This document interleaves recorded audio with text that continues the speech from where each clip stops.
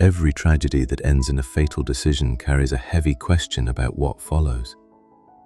But if a life ends in a moment of absolute despair, is there any room left for hope?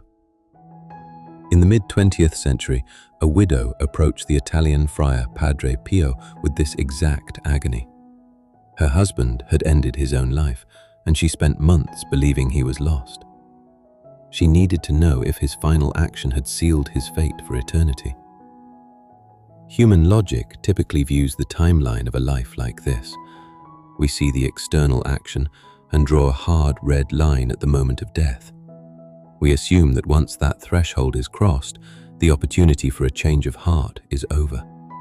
However, both the 20th century's most famous mystic and history's most influential moral philosopher suggest this timeline is incomplete. They point to a hidden, invisible gap where the standard rules of judgment are suspended.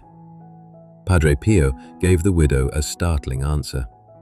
He told her that between her husband's jump from the bridge and his contact with the water, he had repented. In that brief fall, his soul reached out for mercy. This space represents the final instant. It is a microscopic window of time existing between the human decision and the moment life leaves the body. In this gap, the heart can cry out to God even when no one else is there to hear it. Evidence suggests this mercy ignores all human borders. In 1965, an American woman named Florence Feynman asked about her father, Julius Fein. Julius was a Jewish man who had lived with sincere faith and goodness, yet he died without baptism. Padre Pio's response was certain. Julius was saved, but he required continued prayers from his daughter. This reach of intercession even crossed political and denominational lines. On the night King George V lay dying in London, Padre Pio, thousands of miles away in Italy, fell to his knees praying for the king's soul. He spent the night interceding for a monarch who had explicitly rejected the Catholic faith. These accounts suggest that divine judgment follows a mechanic that human logic rarely considers. If a suicide victim, an unbaptized father, and a rival monarch can all be met with mercy, the rules governing the afterlife are broader than our rigid assumptions allow. To understand how a lifetime of rules can be overturned in a single microsecond, we have to look past the mystic and toward the philosophical framework provided by Jesus. This split screen compares two moral systems. On the left, a rigid ledger tracking infractions. On the right, agape, or unconditional love.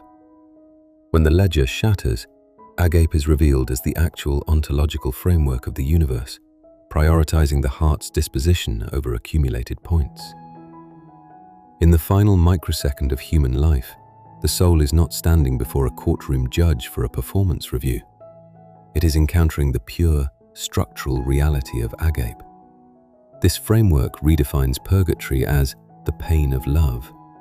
It is a period of inner transformation, where a soul is purified of its brokenness so it can finally align with the reality of unconditional love.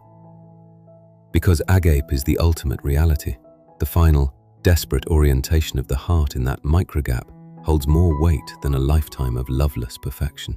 This hidden window of grace involves a central paradox. The mystical rescue of a soul in their final second is often connected to the active intervention of the living. This text defines the philosophical concept of realized eschatology, the anticipatory ethic. It describes the kingdom of God as an active mode of existence that we must practice in the present. Within this framework, time and space are fluid. Our prayers and acts of radical love today can travel backward along the timeline, reaching into the final instant of a soul who died years ago. Padre Pio lived this reality by dedicating his constant physical suffering and prayers to intercede for the dead. He believed that the charity of the living provides the support that souls in their final struggle need to choose God. You do not need to be a mystic to alter the landscape of eternity.